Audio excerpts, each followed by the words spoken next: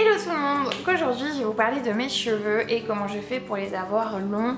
Donc sachant que moi il m'arrive au niveau du nombril. Honnêtement, je vais vous donner juste quelques astuces. Mais il n'y a pas grand chose à faire à part attendre. Je les ai eu très longs jusqu'à mes 18 ans parce que mon papa adorait les cheveux, on ne voulait pas que je les coupe. C'était ma maman qui les coupait une fois par an, donc ils étaient longs, droits, voilà, c'est tout. Mes copines changeaient régulièrement de coupe et moi non.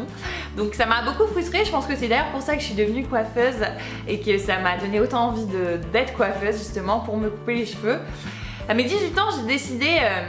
parce que ma prof de maths n'est pas venue en cours, d'aller chez le coiffeur et de jouer un petit peu ma rebelle. Donc j'ai appelé mon père, je lui ai dit écoute papa, voilà, je voudrais couper mes cheveux, c'est l'époque de Buffy contre les vampires, là la saison 5, elle avait les cheveux là. Et je me suis dit j'adore, je veux la même chose sur moi, je sens que ça va m'aller, etc. Mon dieu, donc j'y vais, la coiffeuse me demande à 10 fois si vraiment je voulais les couper, je lui dis oui et tout, je voulais même là. Elle me dit on va commencer là et on verra. Il me coupe les cheveux là et là, honnêtement, j'ai vraiment pas aimé. Pourquoi? Je pense que c'était un choc, c'était beaucoup trop court par rapport à mes cheveux d'avant. Le problème c'est que quand vous voyez 18 ans avec les cheveux très longs comme ça, parce que franchement honnêtement il m'arrivait aussi long que ça, voire plus, j'avais le visage affiné en fait par cette longueur de cheveux. Et le fait de les couper là, j'ai l'impression de ressembler à un ballon de foot, clairement un ballon de rugby même. Enfin c'était génial. Après je suis rentrée en école de coiffure, donc j'ai recoupé un petit peu mes cheveux, puis j'ai eu une coupe affreuse. D'une personne qui m'a dégradé beaucoup trop les cheveux, qui s'entraînait et je lui avais demandé de me couper ça, elle m'a coupé tout ça.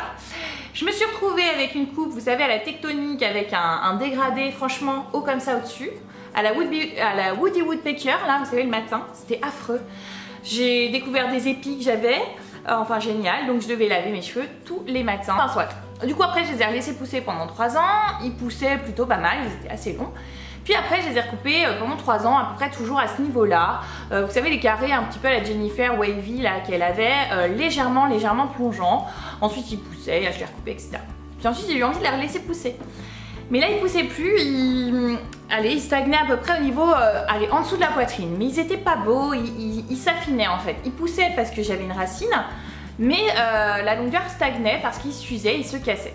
Ensuite je suis devenue végétarienne et effectivement j'ai vu une réelle différence. Pourquoi? Je pense parce que je mangeais mieux, je mangeais plus de fruits, plus de légumes, plus équilibré, et en fait tout ce que vous mangez va se voir sur votre cuir chevelu, votre peau, vos cheveux. Et effectivement ils se sont mis à mieux pousser. Mais aussi en parallèle je faisais moins de couleurs oxydantes, parce qu'avant je passais beaucoup du blond au marron, du blond au marron, même si c'était des couleurs dans les tons naturels, c'est quand même chimique et ça abîmait mon cheveu.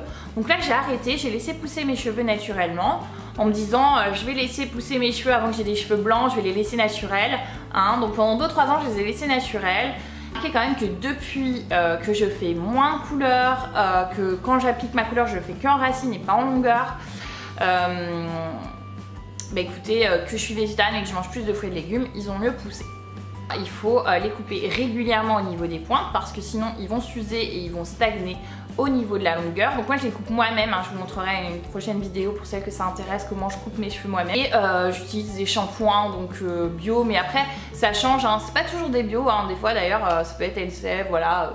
Je veux une promo, ils sentent bon, j'aime bien, je les achète, voilà, il n'y a rien de... J'aime bien changer de routine cheveux. Et par contre, je fais toujours un soin parce que sinon, vous comprenez bien qu'ils seront indémêlables. Donc moi, j'utilise soit des soins sans rinçage si j'ai vraiment pas le temps. Donc j'achète quand même souvent des soins chez les professionnels. J'achète soit des laits donc démêlants, soit des masques, c'est quand j'ai plus le temps de les laisser poser, le temps de me doucher, etc. Après, je rince et c'est très bien. Je les démêle que quand ils sont mouillés. Ensuite je ne les démêle plus. Par contre je dors toujours les cheveux attachés. Et ça je pense que c'est l'astuce principale à retenir.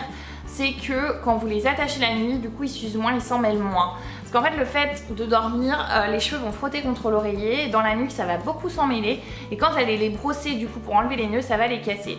Donc quand vous faites une tresse, d'une, vous ondulez vos cheveux sans chaleur, donc c'est très joli.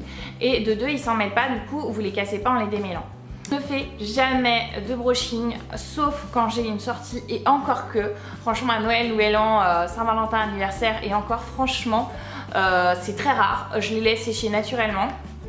du mieux que je peux. Ou alors je vais les pré-sécher légèrement mais à l'air froid ou tiède, mais vraiment de loin. Ça je pense que ça aide aussi beaucoup à les laisser pousser. Donc voilà, je pense qu'il n'y a pas 36 choses à faire, il faut juste ne pas trop faire de brushing, lisseur, etc. ou mettre un protecteur de chaleur et encore vraiment une fois semaine, pas plus. Sur cheveux bien secs pour le lisseur, j'insiste. Ne pas faire trop souvent de shampoing. Donc moi maintenant je les lave 2 à 3 fois semaine. Entre deux j'utilise des shampoings secs. Ensuite dormir les cheveux attachés. D'accord, donc vous les tressez ou vous faites un chignon haut pour ne pas qu'ils s'en mêlent contre l'oreiller. Les couleurs, si vous pouvez vraiment appliquer que sur les racines pour vos repousses, si vous avez des cheveux blancs, etc. Et laissez un petit peu vos longueurs tranquilles. Utilisez des couleurs sans ammoniac, de préférence ou bio. Et bien vous alimenter, bien vous hydrater, parce que tout ce que vous donnez à votre corps, en fait, vos cheveux en sont le reflet. Donc si vous êtes en bonne santé, que vous nourrissez bien votre corps, vos cheveux seront plus brillants, pousseront mieux, etc. Et bien sûr, couper régulièrement les pointes, même si quand on veut les laisser pousser, on a peur de les couper, il ne faut surtout pas, puisque c'est le fait de bien les couper qu'ils ne s'arrachent pas au niveau des pointes et que la longueur pousse. Donc voilà, je pense que je vous ai donné mes astuces, même si c'est pas extraordinaire. Voilà comment moi, ils ont réussi à pousser à cette longueur-là, malgré le temps, malgré le fait que j'ai presque 30 ans, voilà, et que j'en prends pas soin spécialement. Voilà, ils ont poussé et je pense que c'est dû à ces petites astuces là. Donc je vous laisse me dire en commentaire si d'après vous ça sera utile pour vous et si ça a été aussi utile pour vous. Et je vous embrasse très fort, je vous laisse pour une prochaine vidéo. Je vous embrasse et je vous aime fort. À bientôt.